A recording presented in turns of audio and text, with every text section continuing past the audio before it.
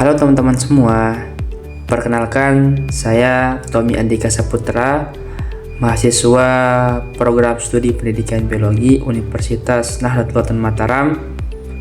Di sini kita akan bersama-sama untuk mendiskusikan mengenai materi faktor lingkungan abiotik, air dan atmosfer serta peranannya bagi tumbuhan. Kita akan analisis komprehensif peran fisiologis air dan komponen atmosfer bagi vegetasi serta dampaknya terhadap keberlangsungan proses metabolisme tanaman. Tahukah teman-teman apa definisi daripada faktor abiotik itu sendiri? Jadi, adapun faktor abiotik adalah komponen non-hidup di dalam ekosistem yang bertindak sebagai medium penyedia nutrisi dan kekuatan eksternal yang menentukan kelangsungan metabolisme serta perkembangan tumbuhan. Adapun sifat regulasi ekologis yaitu menentukan batas toleransi ekologis untuk mengontrol distribusi geografis vegetasi serta mendorong terbentuknya spesies adaptif seperti struktur daun xerofit, mesofit, dan hidrofit. Adapun interaksi dinamisnya yaitu faktor-faktor abiotik tidak bekerja secara terisolasi. Mereka bersifat saling mempengaruhi atau dinamis. Seperti perubahan suhu udara secara langsung dapat mempengaruhi kelembapan besi atmosfer, laju evaporasi, dan ketersediaan air tanah. Selanjutnya, faktor lingkungan abiotik yang pertama adalah air dari segi sifat kimia, fisika, dan peran vitalnya. Yang pertama sifat polaritas dan ikatan hidrogen. Polaritas molekul air menghasilkan gaya tarik-menarik antar molekul yang sangat kuat. Hal ini memicu fenomena kohesi, yaitu tarik-menarik antar air, dan fenomena adhesi, yaitu tarik-menarik antar air dengan dinding sel. Ini memungkinkan transportasi air dari akar ke daun melewati gravitasi. Yang kedua adalah kapasitas panas yang tinggi. Air mampu menyerap dan melepaskan energi panas dalam jumlah besar dengan sedikit perubahan suhu. Karakteristik ini berfungsi penting untuk menstabilkan suhu internal tumbuhan, yaitu melindunginya dari fluktuasi suhu ekstrim di lingkungan luar. Yang ketiga adalah pelarut universal atau medium reaksi. Struktur kutub air yang sangat aktif memungkinkannya untuk melarutkan nutrisi, mineral, dan senyawa organik dari dalam tanah. Media cair ini menjadi substrat utama berlangsungnya seluruh reaksi metabolisme dan biokimia tumbuhan. Adapun fungsi fisiologis air bagi tumbuhan, yang pertama adalah sebagai pelarut, yaitu pelarut reagen kimia. Itu berfungsi sebagai medium pelarut senyawa organik dan anorganik yang sangat penting untuk berbagai reaksi metabolisme di dalam sel tumbuhan. Yang kedua adalah sebagai reaktan fotosintesis, yaitu berperan langsung sebagai donor elektron dalam reaksi terang fotosintesis melalui proses fotolisis atau pemecahan molekul air. Yang ketiga sebagai turgor, tekanan turgor yaitu menjaga rigiditas sel, menyokong struktur organ non-kayu, serta mengatur mekanisme membuka dan menutup stomata. Yang keempat sebagai transport atau medium transport, yaitu mengangkut unsur hara dan mineral dari tanah menuju daun atau silam, serta mengedarkan hasil fotosintesis ke seluruh tubuh tumbuhan atau flum. Selanjutnya, proses penyerapan dan transformasi air. Yang pertama adalah proses absorpsi air menuju akar. Air tanah masuk secara osmosis melalui sel rambut akar, mengalir menuju silam melalui jalur simplas atau sitoplasma dan plasmodesmata, dan apoplas atau dinding sel dan ruang antar sel. Yang kedua adalah daya kapilaritas silam. Pergerakan air naik ke pembuluh silam akibat gaya kohesi atau gaya antar molekul air yang saling tarik-menarik dan juga gaya adhesi, yaitu gaya tarik-menarik molekul air dengan selulosa dinding silam.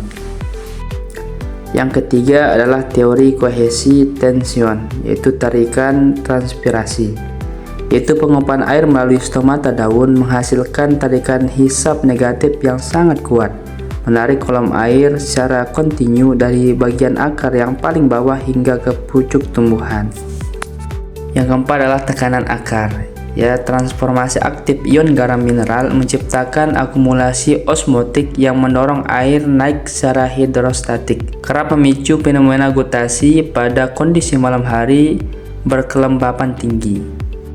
Selanjutnya, dampak kekurangan dan kelebihan air, ya, dalam fisiologi cekaman air ekstrim pada tumbuhan. Yang pertama itu dampak kekurangan air, yaitu yang pertama dapat menutup stomata. Yang kedua dapat menyebabkan penurunan fotosintesis, dan yang ketiga dapat menyebabkan plasmolisis dan kematian. Adapun dampak kelebihan air, yang pertama adalah yaitu blokade difusi oksigen, yang kedua cekaman anoksida, dan yang ketiga akumulasi toksin. Selanjutnya kita ke atmosfer. Sini kita akan bahas tentang pengertian dan peran atmosfer. Yang pertama, ya, tahukah teman-teman apa sih itu atmosfer?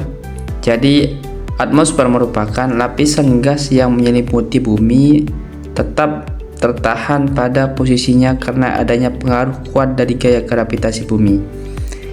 Adapun peran atmosfer yaitu untuk melindungi sebagai pelindung radiasi, karena berperan vital sebagai perisai alami yang menyaring radiasi berbahaya seperti radiasi ultraviolet atau UV melalui lapisan ozon sebelum mencapai permukaan.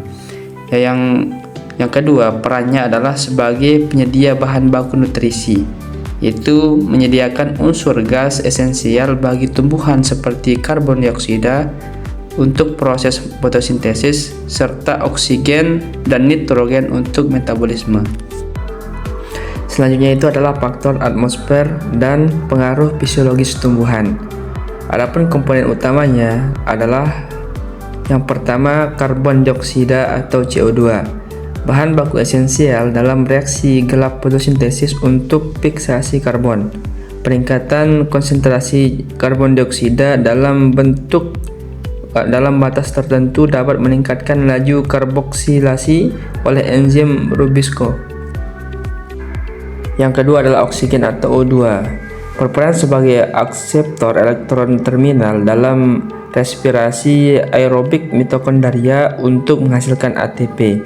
Kadar oksigen rendah atau hipoksida dapat menghambat metabolisme energi akar.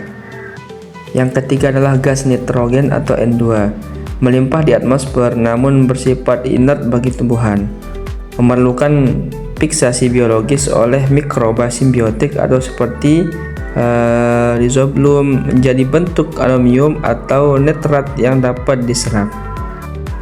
Yang keempat adalah kelembapan dan suhu udara, mengatur perbedaan tekanan uap air antara rongga daun dan udara luar, mengontrol pembukaan stomata, transpirasi, serta transportasi air melalui pembuluh silam. Adapun peranan atmosfer dalam fotosintesis dan respirasi. Yang pertama adalah siklus karbon, penyerapan karbon dioksida atmosfer. Tumbuhan menyerap karbon dioksida atau CO2 dari atmosfer melalui stomata untuk diubah menjadi glukosa dalam kloroplas menjadi siklus Kelvin.